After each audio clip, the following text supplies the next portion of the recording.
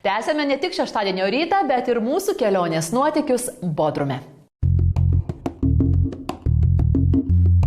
Praėjusiame Noriu ir keliauju reportaže susipažinome su Turkijos pietvakariuose įsikūrusio ir sparčiai besiplečiančio Bodrumo kurorto architektūriniu ir archeologiniu paveldais. Šį rytą mūsų tikslas pratęsti pažintį ir supažindinti su dar vienu šio regiono istoriniu pasididžiavimu – turkiškais raštais išmargintais kilimais. Kaip žinia, kilimai yra neatsiejama Turkijos kultūros dalis, o lankantis Bodrume būtų nuodėmė neužsukti pas vieną garsiausių kilimų gamintojų Turkijoje – poną Sayan Buruk. Iš pažiūros nieko išsiskiriančioje parduotuvėje išvystame autentišką turkiškos dailės paveldą. Kaip tikras savo srities žinovas ir puikus verslininkas, parduotuvės šeimininkas mums aprodo savo produkciją. Pavyzdžiui, šis austas vilnos kilimėlis su pietų Kapadokijos krašto motyvais jums galėtų kainuoti nuo 50 iki $350. Žinoma, kaina priklauso nuo pačios vilnos kokybės ir piešinio autentiškumo. Tuo tarpu šis nuo $600 iki $800.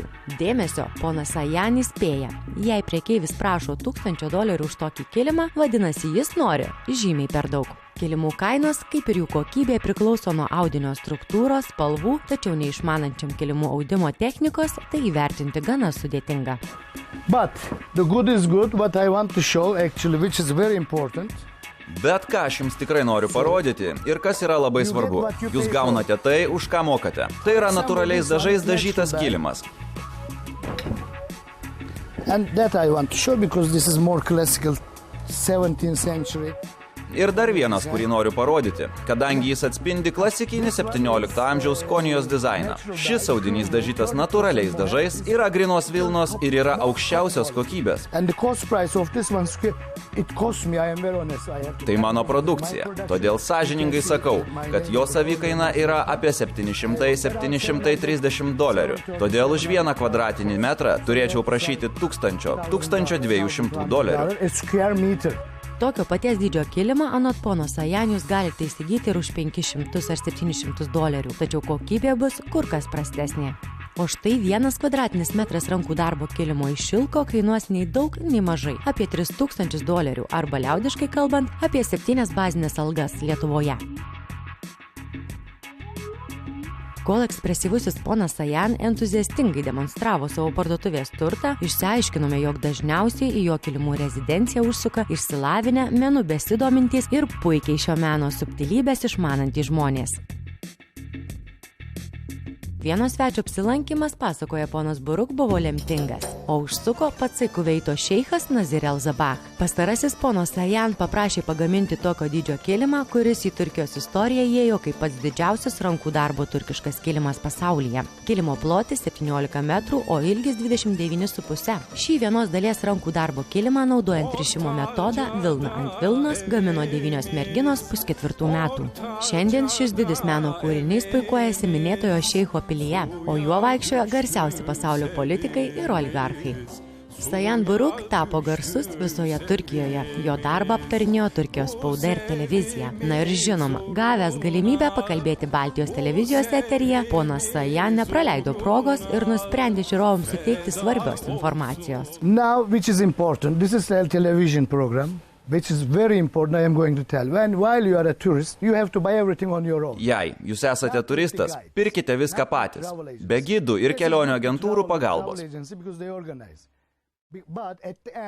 Aš nesakau, kad keliauti su kelionių agentūromis yra blogai, tačiau jų informacija nėra pati tinkamiausia. Turistai, apsipirkdami per jų organizuojamas išvykas, permoka, o taip nutinka todėl, kad jie turi atiduoti duoklę.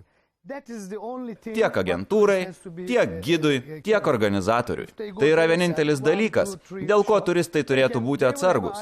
Jei jie apžiūrės kelias parduotuves, supras, kokios yra realios kainos. Niekas nėra kvailas. Agentūros turistus bando įtikinti, kad jei jie pirks be jų pagalbos, juos apgaus. Turistui sakoma, kad kai tai atsitiks, nesikreipk su savo problemomis.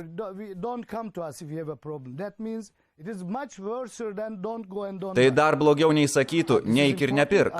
Tai nėra gerai nei mums, nei turistams. Nėra gerai niekam.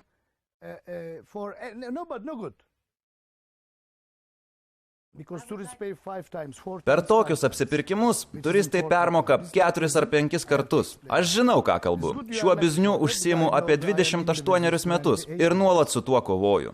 I fight with this kind of things.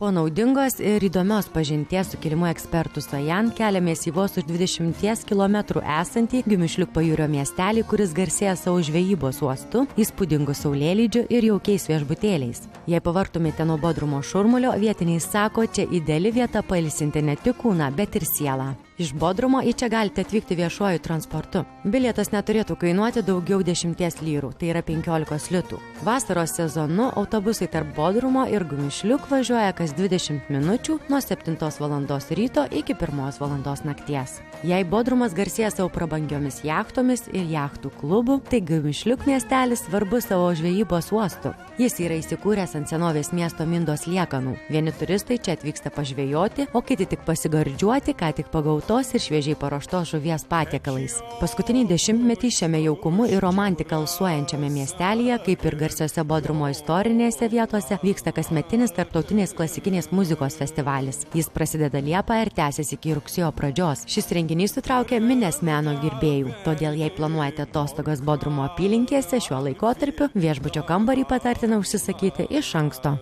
Tiesa, čia liukso klasės viešbučių nerasite, tačiau jaukus privatus pensionai bei modernus viešbučiai siūlo visavertį europietišką aptarnavimą, beveik namų atmosferą. Taip pat yra galimybė apsistoti nedidukuose, vos kelių kambarių jaukiuose šeimų apartamentuose, kurie vienam žmogui su pusryčiais atsieis nuo 50 iki 80 litų. Prabangos čia nerasite, bet tokių viešnagių privalumas nepamainomas. Jeigu nenorite valgyti kavinėje, restorane ar gamintis maisto patys, galite nuvykti į vietinį turgų, ten įsigyti šviežių produktų, iš kurių jums viešbučio šeimininkė su meile paruoš gardžius pietus ar vakarienę. O tada beliks išgerti arbatos puodelį, įsmeigti akis į Egėjo jūros horizontą ir stebėti, kaip dienos prisiminimus nusineša svajingai besileidžianti saulė, dar kartą primindama žymaus rašytojo Džavato Šakiro Kabačlio žodžius. Atvykusiems prieš tave nutiko tas pats. Išvykdami savo sielą, jie paliko čia.